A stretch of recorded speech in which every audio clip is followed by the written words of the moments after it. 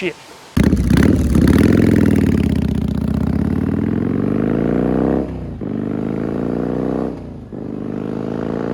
What's going on, guys? My name is Matt, you're in my shed, and behind me is my 2015 Yamaha R1. Now this bike is my current race bike, but it's not the bike we're working on today.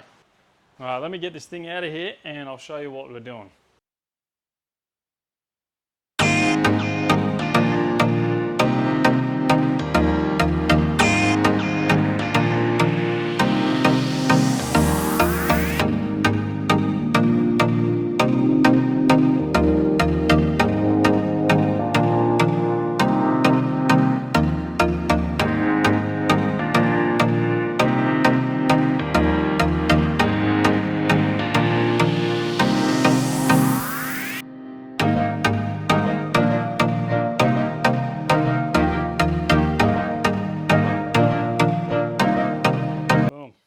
You probably guessed it, we're working on the cafe.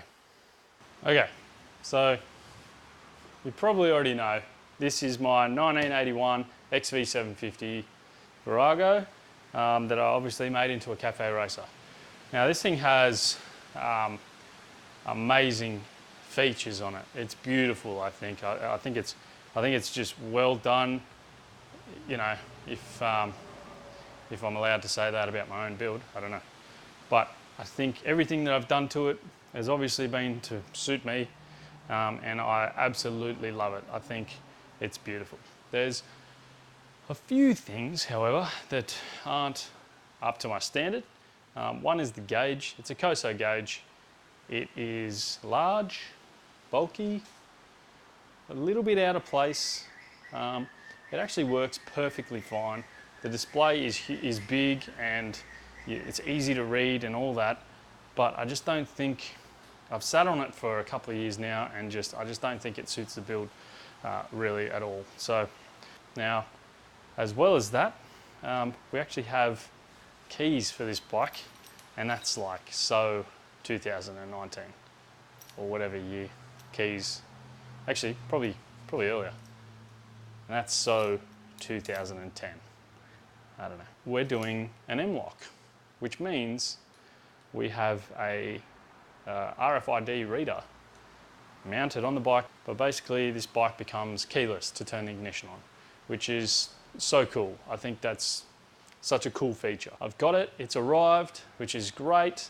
I'm waiting on the dash, but there's plenty of other little jobs that I want to walk you through what I'm going to do to it. All right, let's give you a bit of a rundown of what I'm talking about. So this is the Koso gauge. Like I said, it's a bit bulky. I'm not into it too much. That's the little bracket I made for it, and I'm not super proud of that.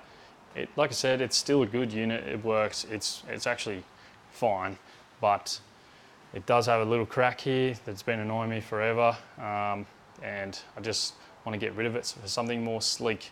So the Motoscope Mini is like legitimately tiny, so that's going to go on. It's going to really tidy up the front end a lot. Speaking of tidying up the front end, this bracket is going to be remade. Probably have to reroute the hose somewhere and just sort of just make another bracket to hold the reservoir, because I think that's just hanging out in the wind. It looks a bit strange, but I was obsessed with stainless when I was making this, so I made it out of stainless. And this master cylinder is going to get a repaint as well, just some black out of a can. Shouldn't make it look really nice, that's good. Over here you can see, well, can you see that? It's pretty pitted. This is just an eBay lever, so that'll be replaced. It doesn't look that bad, I guess, but that'll be replaced anyway eventually. All right, if we come down here, same thing, there's a bit of rust on some things like that, so that'll be cleaned up. Down to the exhaust. Now, let me know what you think in the comments, but I'm going to redo basically from here down and wherever, you know. This thing has been hitting the ground. You can see here, I actually hit it twice the other day, like bang, bang, you know. I'll put a little clip up.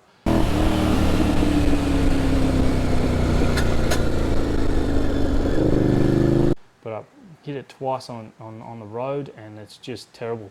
So I'm thinking that I'm going to cut it here and angle it towards the block and just really tuck it up. Like you can probably see how much room is actually, like this thing can actually go over.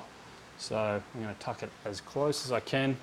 I'm going to have to wrap these in probably a bit of heat shielding stuff just to protect them.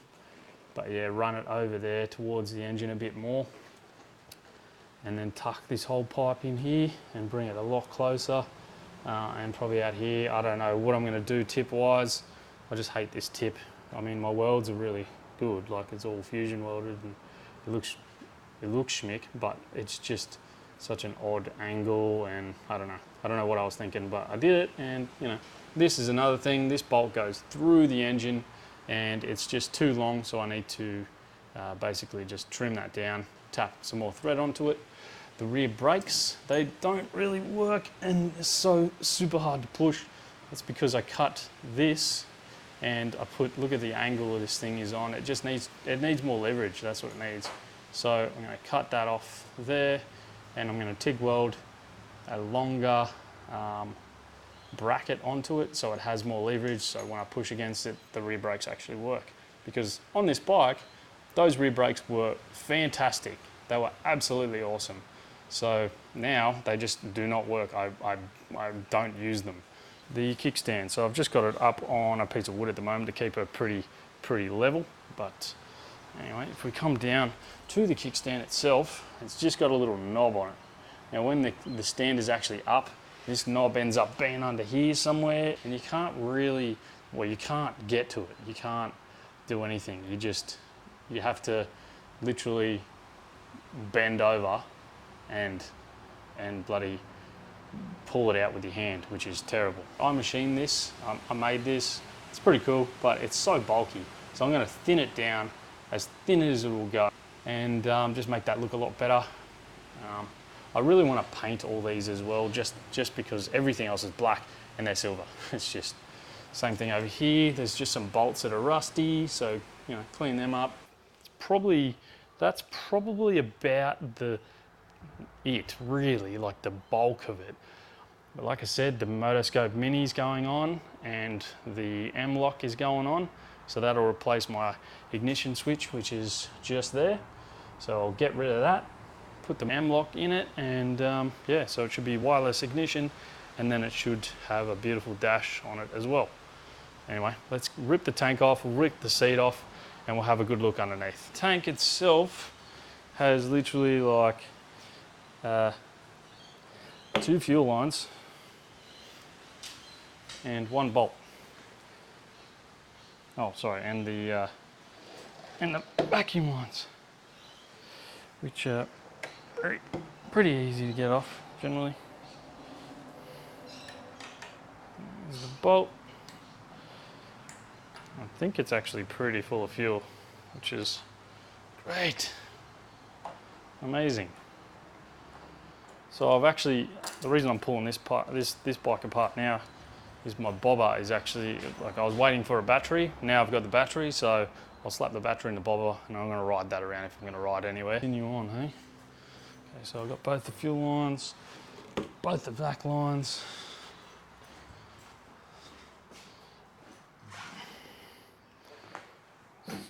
Get this tank off.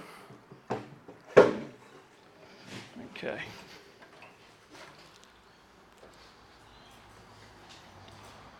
Put the tank up here, out of the way. I'll give you a bit of a better look underneath. So, okay, so this is, it looks like a bit of a mess, but I mean, it's all right. It's not too bad. This is probably another thing I want to maybe just neaten up a little bit. This bunch of crap here, this is actually for the quad lock. So this wasn't here before, but I mean, it's there now. So I might be able to figure something out, make it look a bit better. All right, let's come over here, give you a better look. So obviously that's my ignition box. This is the M unit. Look how tiny it is. Like that's my hand, right? That's my hand. M unit is tiny. I love these things. They're absolutely amazing. So where is it? So you have to basically take power, because this is the power terminal. You take power through a fuse, and you go to the M-lock. M-lock is then grounded as well, and then the M-lock has a brown wire coming out of it, and that will go to the lock, this one. So that will allow the M unit to turn on, therefore turning everything on, the bike will be able to start in happy days. So yeah, that's the plan. I'm going to rip the seat off, give me some more room to work with. I'm going to work out where I want to put the actual M-lock RFDI reader, RFID reader, and yeah, here it is here. Okay, so this is what comes in the box. You get obviously an instruction manual, which is obviously handy. This is the actual reader itself, so that's pretty sweet. You get a master key. You cannot lose that, otherwise you're stuffed, because they are actually unique to each reader. And you get your actual legit, where is it? Your legit one, the one that will actually start the bike. It's in there anyway. You believe me, surely. You also get a ignition, like a relay, a bunch of terminals, some little screws that'll, you know, that the reader can bolt to. You can see there's a couple little little nuts there. It's all fully sealed as well, so it can be out in the weather if you want, but I'm going to hide mine. The relay is only for if this is replacing your ignition switch, whereas mine, I've got the M unit, so I don't need that, so we'll get rid of that. It also comes with this little fuse holder here. It's got a 1 amp fuse, you know, pretty basic little thing, so we're going to need that. So yeah, that's what comes in the box, so I'm pretty excited about that. Put that crap back. Oh, I've got the door open for a bit more ventilations. You gotta remember how this crap is bolted on. Oh, lovely. Why did I put one bolt in there? Good job. And then the rest of it are 8 mils. You know, like what? Why did you do that? You know? 8 mil. Things are looking up. So basically, yeah, there's like 3 bolts holding this bloody thing on, and then there's one connector, literally for the indicator, tail, and brake light, and the number plate lights. So one connector, 3 bolts, comes off.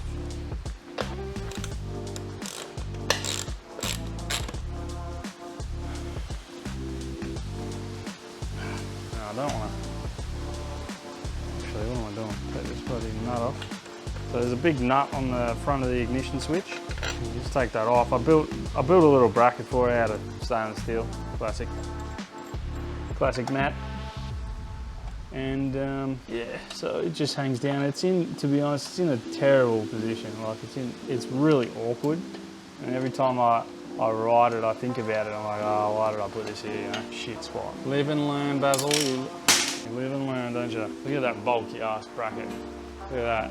I could probably put the RFID reader in that somewhere, but I don't know if I want to do that. It's really heavy too. Like you can probably tell, like, pretty heavy anyway. And there should, like I said, just be one connector, which is that one there. Well, I mean, I could be lying, there could be more than just the one. Just slip that bloke straight through the wire. Okay. Oh, actually, look, I was lying, because the number plate actually stays with it. Anyway, that's the seat. When I put this back on, I'll probably just put those little sticky connectors, those sticky bloody things that you zip tie cables to, just so, you know, keeps it a bit neater. And probably just tape that up or something. Anyway, that's the seat. It's not the comfiest thing in the world, but it does the job. Next, ignition switch. Okay, so here's the ignition switch. Obviously really basic. I mean, this was literally exposed to the elements, so probably over time these would probably corrode, and I mean, it's just a cheap, literally, I can't remember exactly the price, but it had to have been, look at it, it had to have been like $4. 2 wires, really simple. That's my positive, straight to the fuse, straight to the M unit, and this one here is the straight to the lock, so it actually lets the M unit fire up. So you have to, oh there you go, usually push that tab in and then, you know, boom, presto. So that's the ignition lock out. We can get rid of that. You can see, so this terminal here right at the end on the M unit is for the brown wire. The red, this is temporary, relaxed. Yeah, so the negative just goes literally to ground. So we'll just pop that in there. This is all temporary. I'm gonna neaten this all up just to prove that it works. Now we have our M-lock key reader. So if we put that there, move that out of the way, and you should be able to see some lights when I go to teach it. So what you need is the two keys. One of them is the master key. The other is your actual key, right? So get rid of that one. You don't want that one yet. You want the master. Didn't put the fuse in. Classic. Hold that up to it. You can see the M unit flick. Take it off. It's now in teach mode. Put that far away. Get the new one. Okay. Get the master back.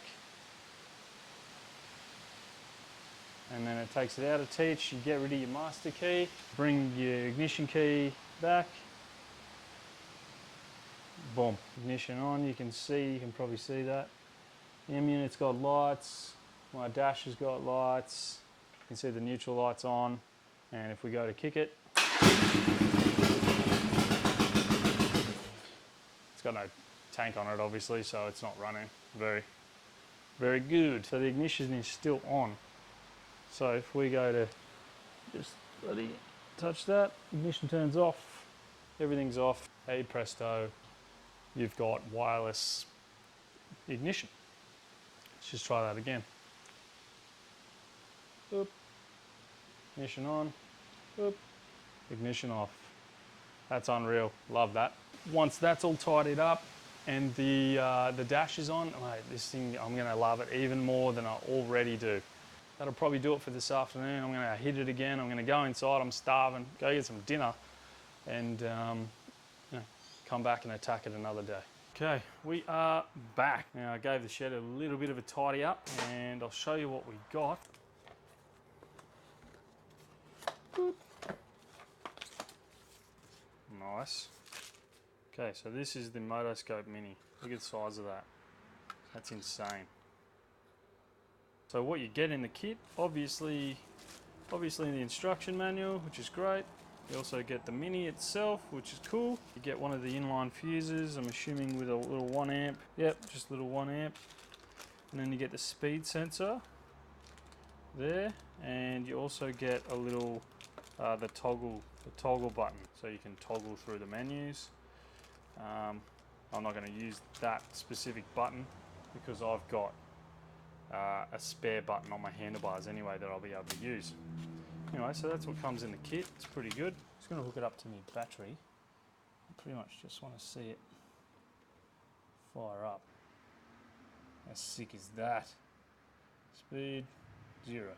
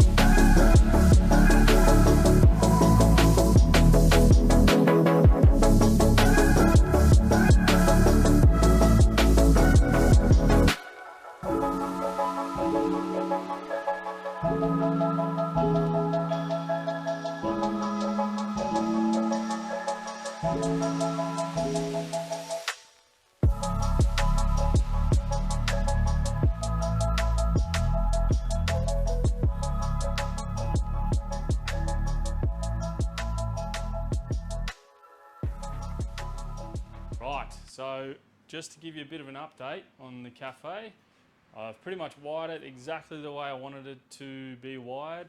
I've put it all in the in the motorcycle little connectors and everything, the weatherproof ones. You've probably seen that, and soldered everything I needed to. It's got a new regulator rectifier and new everything really. I've put these little ferrule connectors, ferrule terminals right on the end. Made all the wiring look nice and neat. Flick it around this way, you can see all the labelling that I've done. Heat shrinked, cable tied it up. I've got the quad lock, it's got a USB charger, so I've sort of routed that all the way around, just cable tied it, because it might not stay on this bike, I don't know. In addition to that, motoscope mini on it. I think that looks pretty cool. I actually scratched it a little bit, so I'm going to have to clean that up somehow. Tied it up all the wiring inside the headlight, and the headlight actually fits in there really nice now, which is great. Super stoked with that. I actually haven't tested everything that works yet, but if it works, sorry, but that's my toggle button now for the motoscope. So I'll turn that on and I'll show you sort of how it works and everything.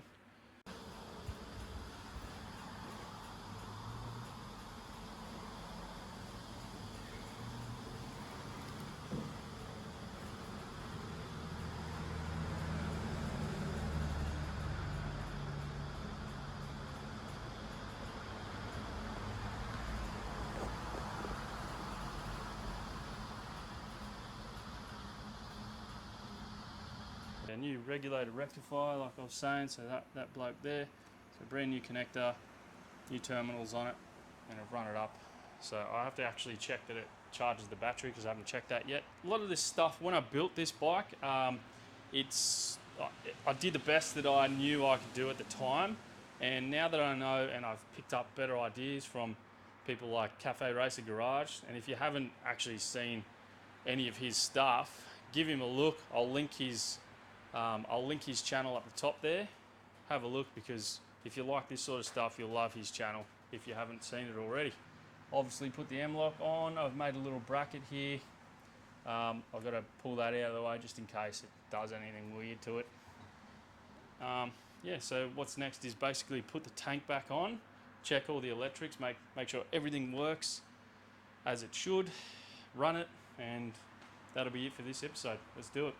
Okay, so one thing I'm going to be looking for when I put the tank on the bike is that everything I've just changed doesn't actually touch the sides of the tank or anything stupid. So anyway, let's get this tank on and see what she does. Okay, it's in there.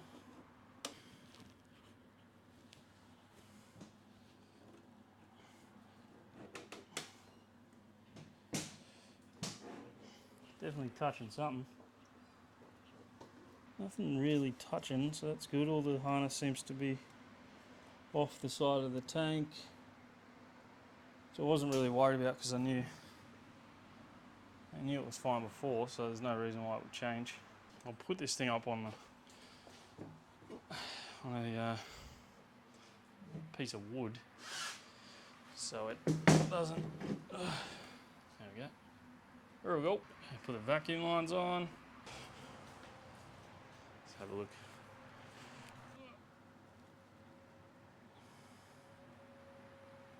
So we've got a bit of fuel in the bowls.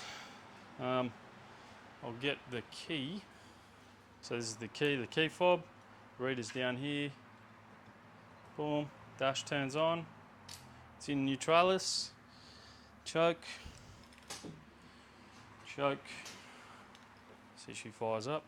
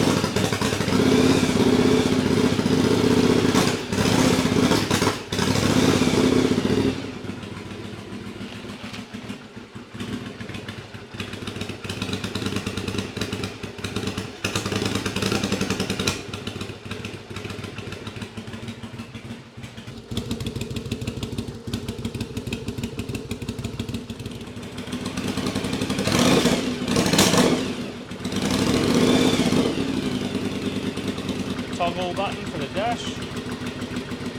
Lovely. How good's that? See the RPM.